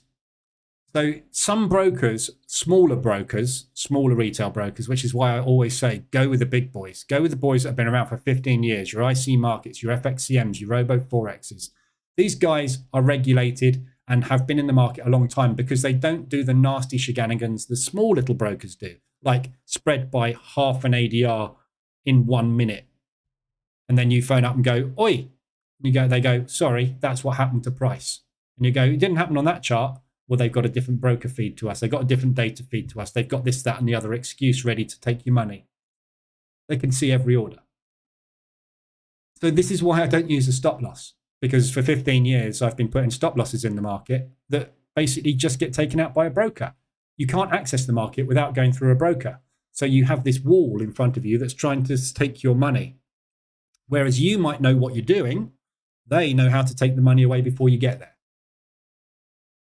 Stop using your stop loss, you stop getting stopped out, as I've been saying for years in here. But that's what they can see. The software out there, I can never remember the name of it.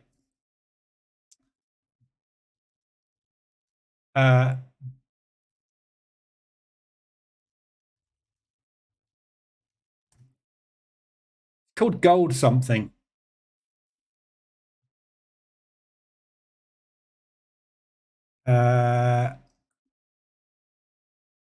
Can't remember what it's called. It's called Gold something, but there's some really interesting videos on YouTube. By the guys that supply the Forex broker software. And you see it in action. You'll never unsee it. You'll suddenly realize who's on your side and who's not, and it ain't him. Patrick Wayland, not heard of him. No wonder why I haven't seen them for a few weeks now. Yeah, I know. It's bad. It's sad, isn't it? I need some tats. Yeah, I need to get some face tats to look like man, but don't I?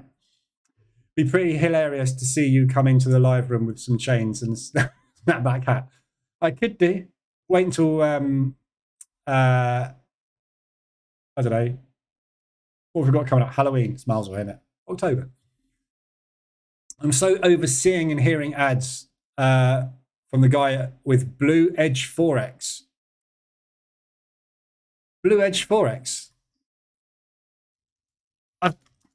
That's a new one on me, I think.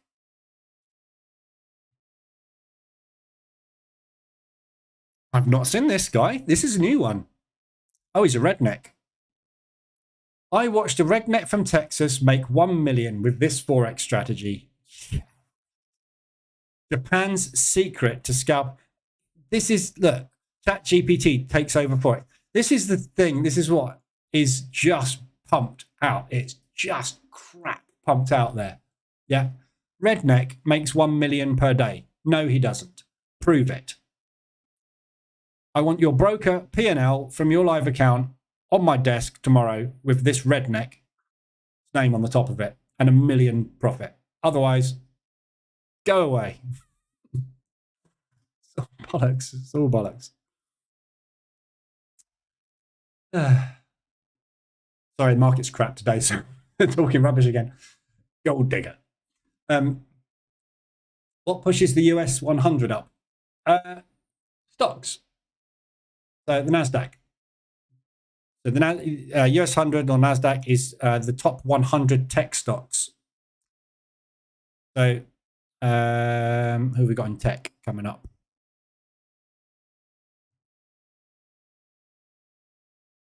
Shopify. Meta. Yeah, so this is the NASDAQ index. Yeah, all these companies are the NASDAQ, top 100 tech companies in the US. So what you're seeing is on the NASDAQ is the accumulation of these stocks. Yeah, so it's weighted. It's called a weighted index. So the bigger guys have bigger weightings in the index. So things like Apple will have a much higher weighting than just 1%. But at the end of the day, if Apple goes up, the NASDAQ goes up because it's part of that index. That's all a stock index is. It's an index of stock prices.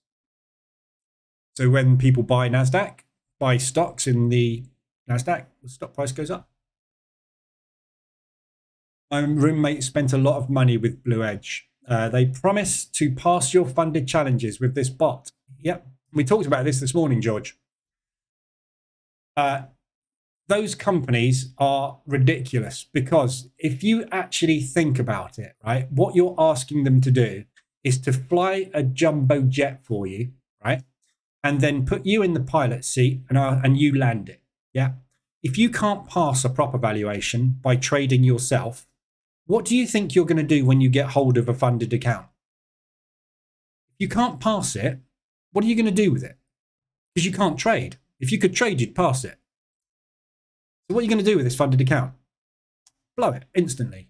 So what you're doing is you're paying somebody an amount of money to give you something that you're going to pay for and lose. So you're paying twice for the same privilege of losing a demo account. I don't even know how these companies exist.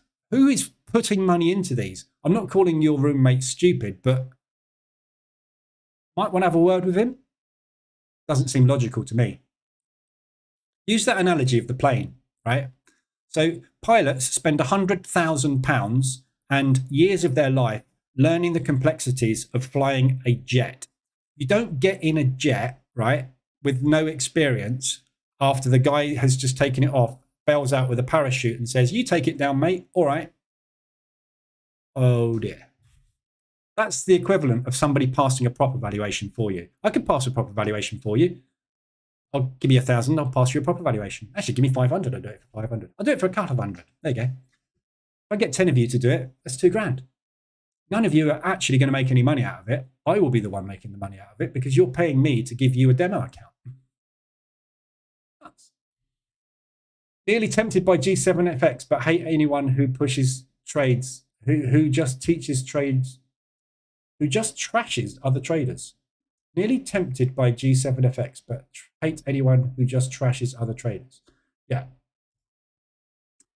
Basically, his whole approach in his advertising, which is nothing wrong with it, it's advertising, you know. But Nirav's approach is you are using the wrong thing. I used to work in Barclays, right? And I use these charts. Your useless retail candlestick charts are replaced by my footprint charts. I know people that work in Barclays. None of them use footprint charts. They don't use charts. They use price levels, right? So if he did work in Barclays, I'm not sure which desk he worked on, but the guys that I know that do work in Barclays or did work in Barclays never used a chart in their life. So he's selling a course based on our stuff being absolute crap. Me using this absolute crap, being able to produce 24%. Oh, it's gone because that was last month, but being able to produce all of this profit using these useless retail candlestick charts, having never worked in a bank in my life, how can his stuff be better than my stuff? Because I can't predict the future movement of price. Neither can a useless retail candlestick with blocks in it. Because just because that's red doesn't mean it's going up or down next time, does it? Just because there's a big order there in the market doesn't mean there's a bigger fish wanting to push it back down below it. When you get an iceberg order in the market where the price bounces off of it multiple times, it doesn't mean that Barclays aren't going to come along with a bigger iceberg order and break that one.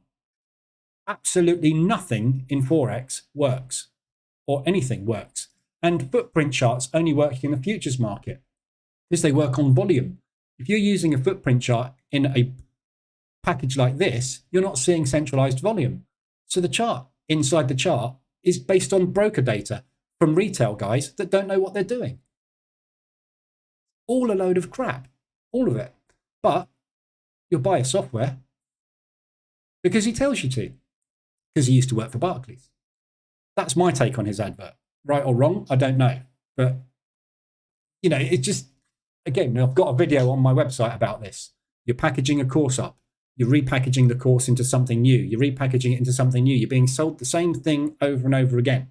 The fact that no system on the planet can forecast the future. You just don't get told that part. Yeah? Just because this is double topped, is it going up or down? Right? We've got a hit here. Yeah? This is a really good example. If I was using Jigsaw futures software now, I would see a large block there, which is a block of orders. Yeah, an iceberg. Price moved up to there. They sold hard. We came back up to it. We pushed into that order.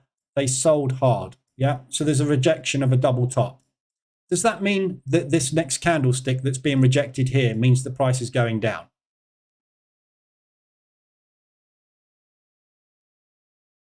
The next candle will either do that or that. So just because you've got a high with a wick rejection, and you might have seen an iceberg order in Jigsaw where you can see the order flow, and you've had a second rejection of it, does that mean this next candle is going up or down? Doesn't mean anything.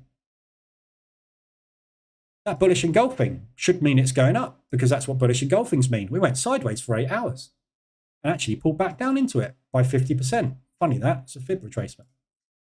Useless retail candlesticks with fib retracements don't work. Nothing can predict the future. Every course you buy is selling you a system that fails to predict future price movement, controlled by 10 institutions that can't predict each other's price movement, let alone their own. How on earth can you buy a system or strategy that can do the same thing? Use a system that makes money out the market, like the market reversal alerts EA, selling my product. Why? Because it doesn't know what the hell it's doing. All it does is it scales in and out the market like the banks do. It has no clue when it takes a trade, whether it's going to be a winner or a loser. Neither do I. But I do know that if I scale in the way that that EA scales in, I get out with a profit. That's all you need to know. It can't predict the future. Neither can I, and neither can anything else. And certainly a useless retail candlestick chart can't, and neither can a footprint chart within that. Or, you know, order flow, market profile. Yeah, there is your volume weighted average price, or your point of control for the day.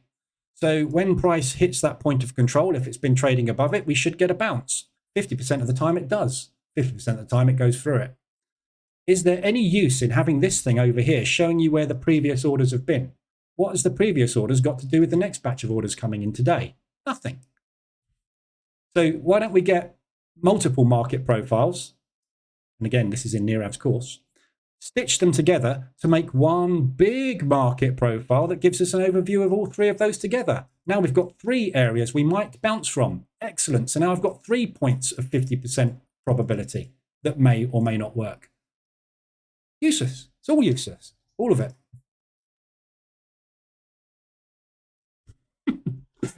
Only because I've done them all. I know everything about everything to do with trading because I've done every course. None of them work. Anyway, I've built EAs to model every single course I've ever been on. I haven't produced a profitable EA. If I had, I'd be using it, wouldn't I? I built my own. And I don't want to know about his 2.4 million house. Exactly. This is the whole thing, isn't it, Jimmy? Yeah. If I stood out the front of my house right now and showed you what my house looks like, it's not a council house. It's a nice house in a nice road. But you would look at me and go, I'm not buying anything from him. Because I haven't got a 2.4 million house. I've got an old Porsche. I haven't got a new one because I can't afford a new one. Because I'm a trader, and real traders don't drive brand new Porsches that don't work in banks, I should say. People that work in banks do. That's basically how it works. You stand in front of a big house, you get a big car, you sell a course. Learn some stuff, and today I know a lot. Even do thanks, learn stuff, and make more, easy manage. None care, your translator's broken again. Anyway, yes, stop talking about courses. I'm not having a go at Nirav or anybody. You know, everybody has got to make money somehow. Yeah. But all I'm saying is, if you do 1,000 courses, you will get 1,000 pieces of knowledge. None of them are going to make you a successful trader. Read 1,000 books. Get the same amount of information. I've got trading books all over my office. I've read them all. Don't use any of it, because it all gives you knowledge and it gives you theory. But, you know, theoretically, if you are a battlefield doctor who's done all the books and passed his exams, the first time you go out on that battlefield, you haven't seen what's coming. So the first time you see it, you don't know what to do. Yeah, you might have a lot of knowledge, but until you've had the experience, that's when it actually starts to kick in. Euro pound ADR. So double top euro pound at the minute. This looks like pound weakness to me.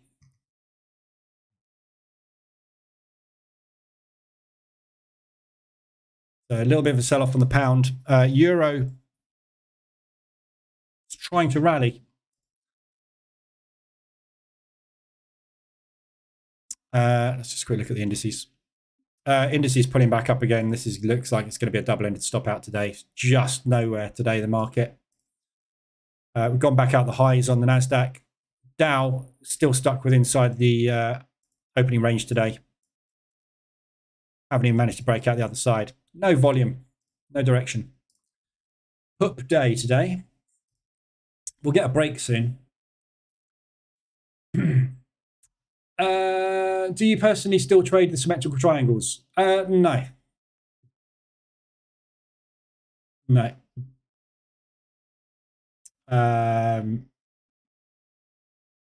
do, but visually. If I see a symmetrical triangle, I don't take the symmetrical triangles. The reason I created the symmetrical triangle indicator is because they are, in my opinion, of all of the Elliott wave patterns, symmetrical triangle breaks are the most reliable. And it is a great strategy to play, but the odds are 50-50 still, obviously, of a break. But when you get them, they are very, very high reward. And I'm not good at holding trades. So it's not the right strategy for me. It's a good strategy.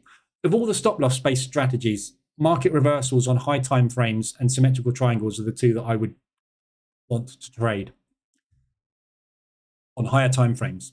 But you need to wait for a lot of time for those movements. So the symmetrical triangle breaks on the hourly and the 4 hourly time frames, you're going to be looking at somewhere around a week hold on those plus when they break. I'm absolutely useless at holding for a week. I haven't got the willpower, unfortunately, to hold for that long. So it's just not for me. There's nothing wrong with them. They're good. They're a good strategy. It's contraction. It's market contraction. All a symmetrical triangle is a market contraction. So,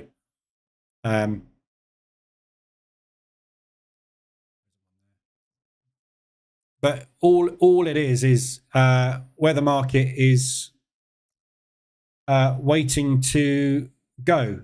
Literally no symmetrical triangles anywhere.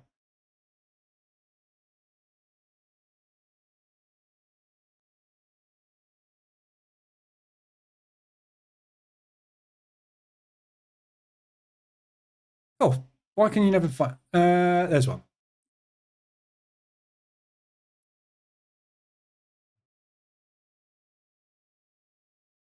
So it's a contraction in price. Where did I just see it? Yeah, so price pushes up. 1, 2, 3, 4, 5, 6. Break. Yeah, so they just all a symmetrical triangle is a contracting Fibonacci ratio. So price moves up. Yeah, it pulls back a percentage of that move. It then tries to push up a percentage of that move, and it can't. And it pulls down a percentage of that move, and then it can't, and it pushes up. So it's continuous Fibonacci contraction. You get to a point where you physically can't contract anymore, and it means that there is a book of orders built ready for a move, which is why the symmetrical triangle break is so good. But typically you will find that will be your target or the break before, because as market structure works, as we know, you will either hit a double top and push back down. So market structure will either do that or it'll do that and reverse. Yeah, so you get a market structure reversal, which is your M pattern, or a market structure continuation, which is your zigzag pattern. This is a pause in market structure continuation, but not quite a reversal. So the market is in indecision. If you looked at this on a higher time frame here, you would find that you've got a big candle followed by an inside bar, followed by an inside bar, followed by an inside bar contractions. When you get a 2 inside bar break, you usually have a very violent move. So it is a push, pause, pennant, flag, symmetrical triangle. It's all the same stuff. It's a push, pause, push, or pull, but normally a push. Flag break. That's what symmetrical triangles are for. Unfortunately, what everybody tries to do is trade symmetrical triangles like this, which is actually in the middle of a range. Good symmetrical triangle will be a push symmetrical triangle. After the push, an impulse move with a propulsion gap, then a symmetrical triangle, then a break. It's like everything. A pattern in the right place is brilliant. And this is why people who try and learn Elliott wave fail, because they don't understand that the Elliott wave moves are part of a bigger move. It's all to do with multi-time frame analysis. Your Elliott waves are a small contraction inside of a bigger move, which is what symmetrical triangles are. And you've got to trade them in the right place, but it's very hard. And even when you get them, you don't necessarily know that they are going to break in the direction they should, like this one. This should be a bullish symmetrical triangle. But that isn't really an ideal bullish symmetrical triangle. If this move here was tagged onto that, that would be a beauty. It's not. We had a day of accumulation, which means that this is all part of a long accumulation. It just happened to contract at the end of it. US dollar CAD, RSI, extension. Euro Swiss is in profit-ish. I'm still not going to take it off. I'm going to wait. I'm going to hold it.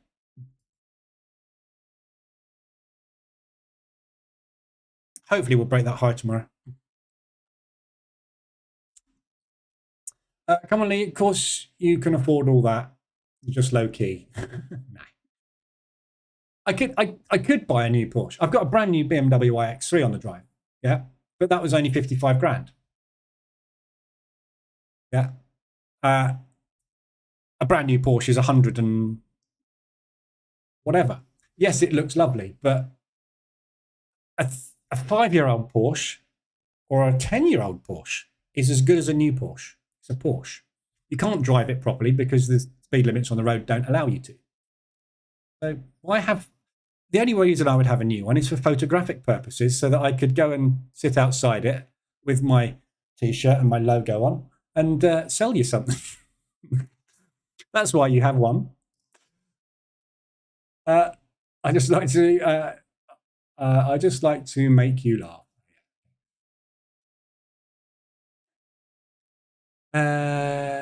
DAX seems to be stuck. Right. I'm going to have to go in a minute because this is stuck. So yeah, the DAX will be stuck because it's the US session. You shouldn't be trading the DAX in the US session because this trades moves during Frankfurt. This is why you don't get a lot of movement. That was the Frankfurt move. Yeah. And this is the New York move, apparently. Rubbish. Not a move, is it? It's just, funnily enough, it's a symmetrical triangle formation. Possibly. It's not. It needs more points than that. If you want to use the indicator, you can put the indicator on a chart. I've got it on this one. Oh, yeah, this one. So this brings me around to this, which I've completely forgotten about. So I've got another account, which I mentioned this morning. I've got 8.5 grand-ish in there. So, which is this one, which I've converted into a new account, which is $10,951. Right.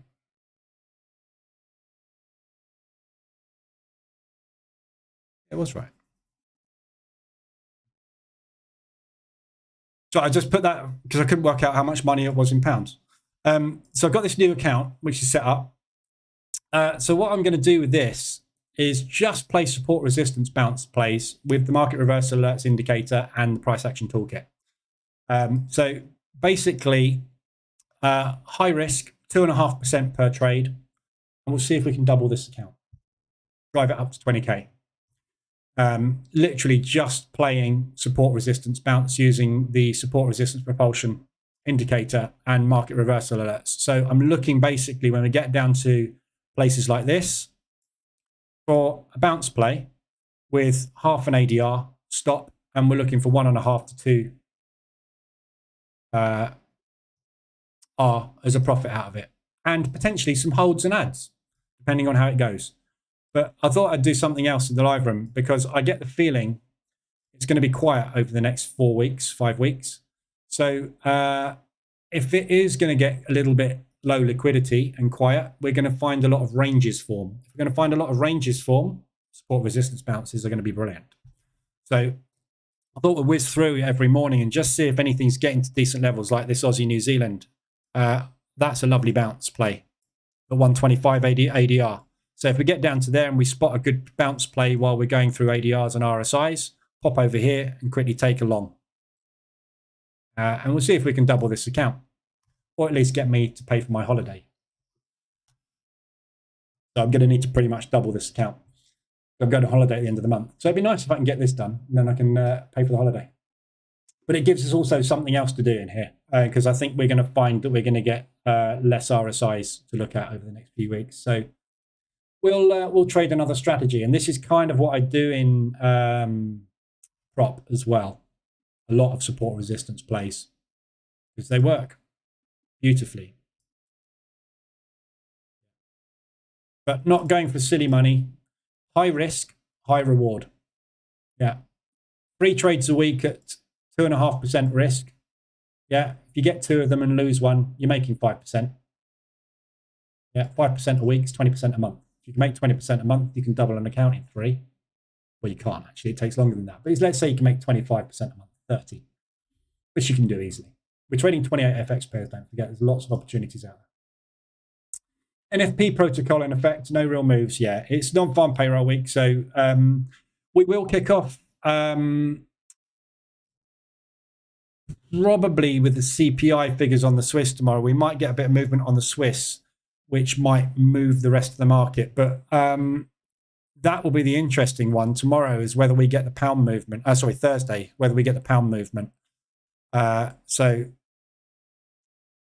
it looks to me like we are just going to get a rotational week. So, you know, when you're seeing things like this, double tops at support resistance levels, they're not bad trades to take, but let's see. Can't wait to see the results. Yeah, neither can I. What the hell? Let's go for it. Great idea for the quiet times, yeah. It would be pretty cool to see a 10K account on position trading.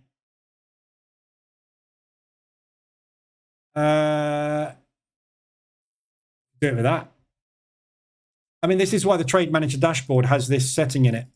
So you could trade any amount, your initial starting balance. So if you want to put 10 grand in your broker account and trade it as if it's a 30K account, you can put 30K in there and it will simulate you trading it. Obviously, you need to set the EA to be higher risk as well. But, you know, you can muck about with it. Test it. But yeah, I'm not. Position trading is position trading. With position trading, you focus on this. It doesn't matter. The money is irrelevant. Yeah, it doesn't matter. Yeah, you'd never hear me talking about this. Yeah, last month I made 24%. That's the important thing, the gain. Yeah, Money's irrelevant. If I'm trading a 10K account, I made 2,400. If I'm trading a 100K account, I made 24 grand. Percentage return is what you're interested in. Forget the money. Doesn't matter whether it's a 10K, a 5K, a 1K, or a 100K. It's a percentage return. That's why we focus on it. That's why the first course in the bootcamp, the first lesson in the bootcamp is about how we measure movement and price, all through ADR and percentage gains. That's how the markets move. Do the same as they do, you will win. I just got the support resistance indicator. Cool. Yeah, so we'll be watching basically these levels for bounces, basically. Also, decent propulsion gaps like this. When you get a propulsion gaps appear after accumulations.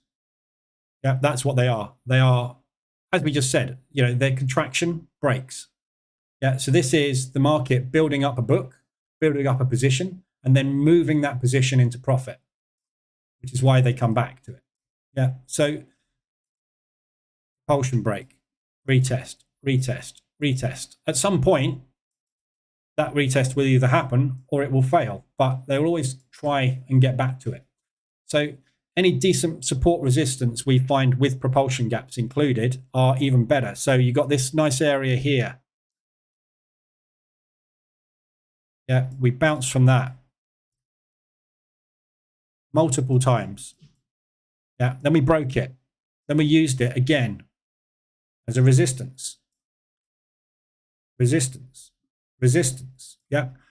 And this is why you only go for 1.5 R. So you take that candle there, which bounced out of that level there, and you go, I'm going short. I'm using a stop of half an ADR, and I'm looking for 3/4 of an ADR of movement. That's 1.5 R. Yeah. Risking 2.5%, that's a decent return. That's all you want. Yeah. If that bounce is wrong, and it is going to smash through it, we just want the bounce. Support resistant bounce happen because limit orders are placed at those levels. Whether they work or not is entirely down to whether there's more buyers or sellers at the point we get there. But we know that the limit orders will trigger.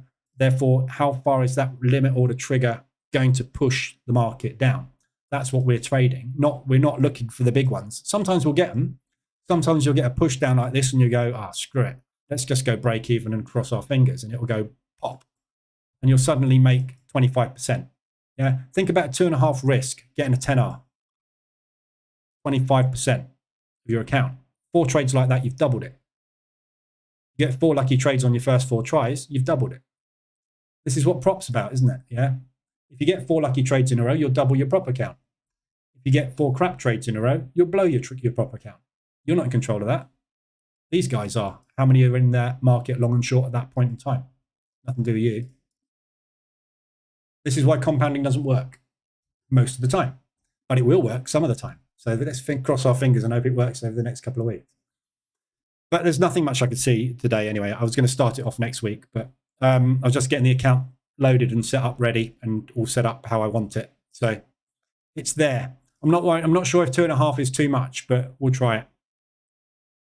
So the idea being we just skip through it and look for stuff like that. Only on the hourly charts. I'm not interested in anything that isn't hourly though. No low time frames. I want to see confirmation that, yeah, we've had a decent move for a few hours off of the back of that level. And then we've got some room to play with, haven't we? If you can make 15% plus on support resistance bounce, then why do you position trade? Because I can't do it consistently.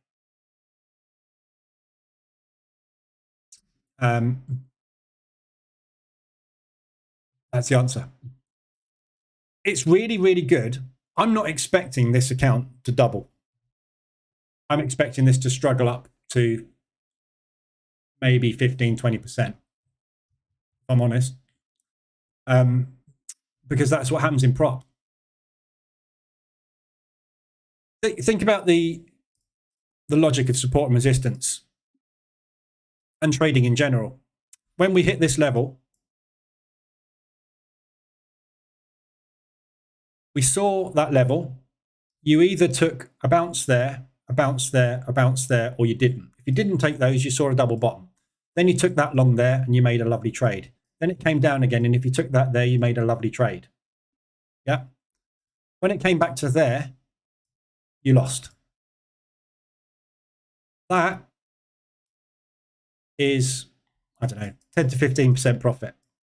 That is negative 2.5. What order are these trades going to appear in moving forward in the future? No idea. Are the next 3 trades I take going to be winners?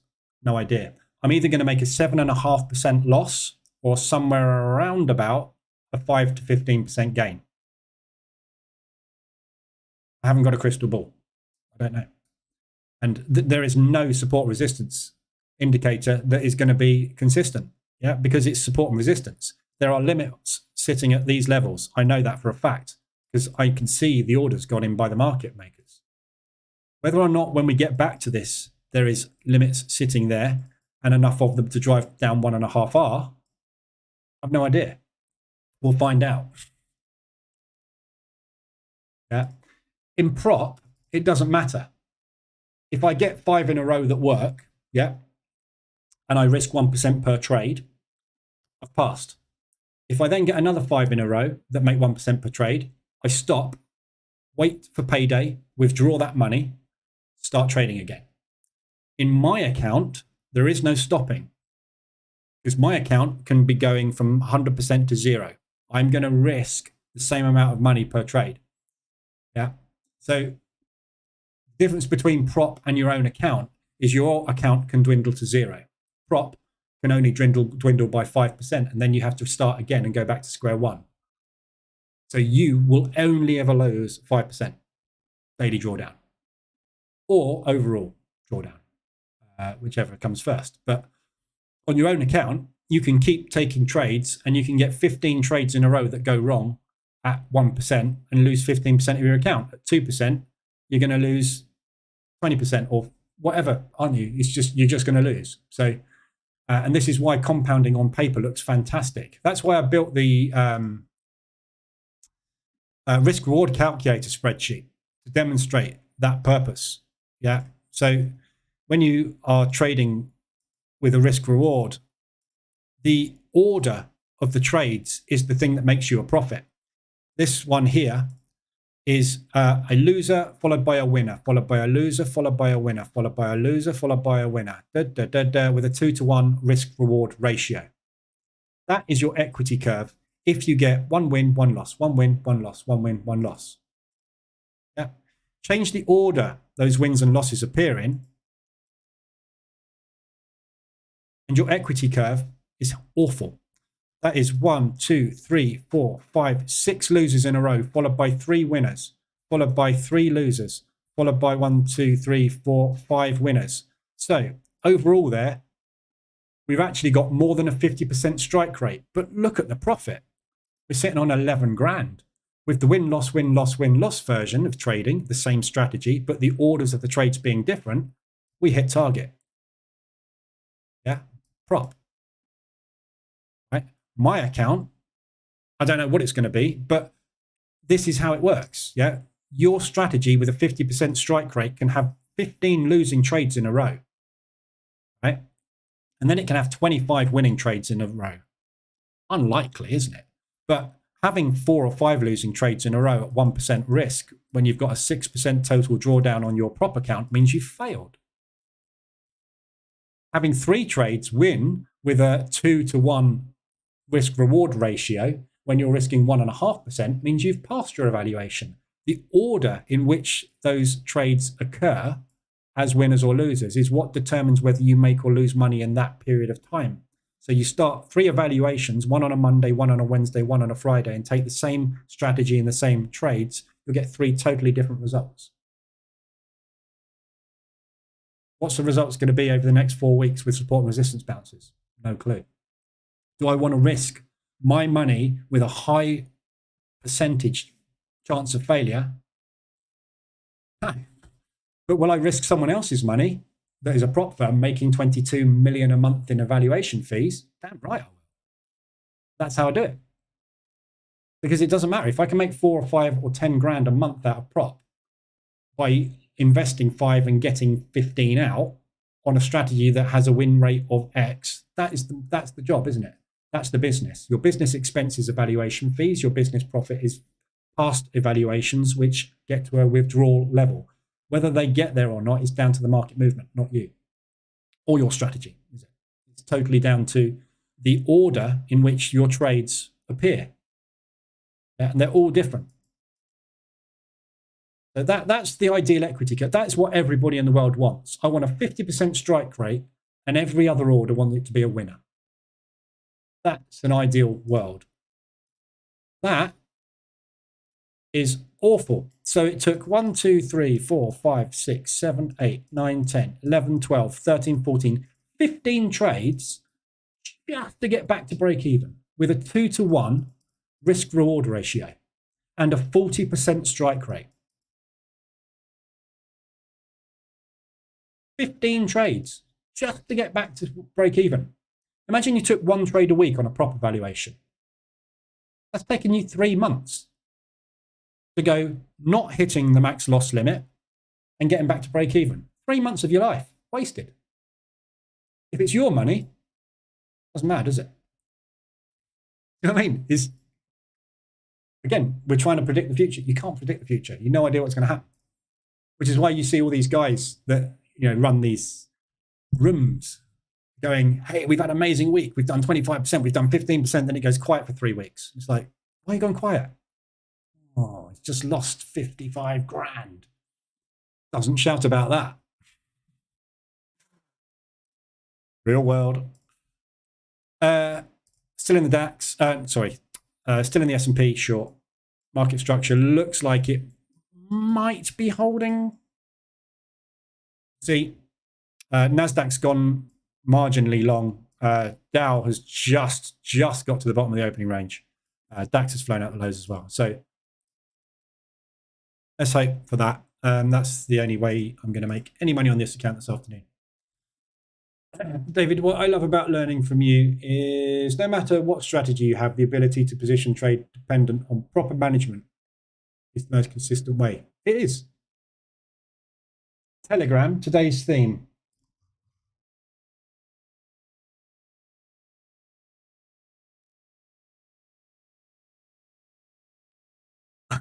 I traded the NAS and I lost my Lambo. Very good. I like. You can't quite see it. I can't position that actually anywhere properly in the screen, but that's a good one. I like that. I traded the NAS and I lost my Lambo.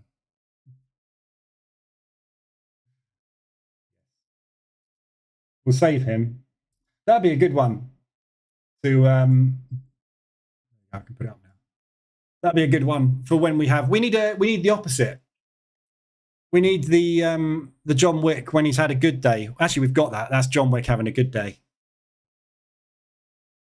And that's John Wick getting a losing streak of 5 trades in a row after having a good day and doubling his account, his lot size, because he's really good. And then that happens. And then he goes back to square one and buys another system which has a good winning run and then it has a losing run. And then he goes back to buying another system which has a good winning run and then a losing run. And then he dies because he's been doing it all of his life and he still hasn't found the Holy Grail. And then he figures out that position trading is the way forward. But then, too late, he's dead. I do crack myself up. Right, I'm going to leave it there. So, Euro Swiss is coming down again. That's double topping. Nothing I can do about it. I'm just going to leave it. I still have faith in this euro. I still think we've got upside to this euro. Should have, but it's certainly just struggling against the Swissy at the minute. So got some exposure on at least. So let's hope we get some market movement. And yeah, hopefully we can get some positions and make some money this week, but we'll see. Right, so I'll be back tomorrow morning, 7:50, same time, 2:20 tomorrow afternoon for the New York session. We'll trade, obviously, the Frankfurt session tomorrow. S&P short. If we get down to there, basically, pretty much going to pay for that. So I'll probably just close the lot out and take that off. Nothing we can do with that today. It's just not going anywhere. So see how we get on tomorrow morning. Hopefully it's a little bit more movie. But yeah, I'll be back then. If you need anything, I'll be in the Telegram group. Other than that, we'll see you guys tomorrow at some point. And be aware of the New Zealand news overnight. So if you've got any New Zealand exposure on and Aussie, we've got the unemployment rate for New Zealand, mainly New Zealand. So watch that overnight. And then tomorrow we've got non-farm employment change at 1:15. So another quiet morning while we're waiting for that to come. All right, let's have a good one. I will see you guys tomorrow. Anything you need, let me know in Telegram. Otherwise, have a good day.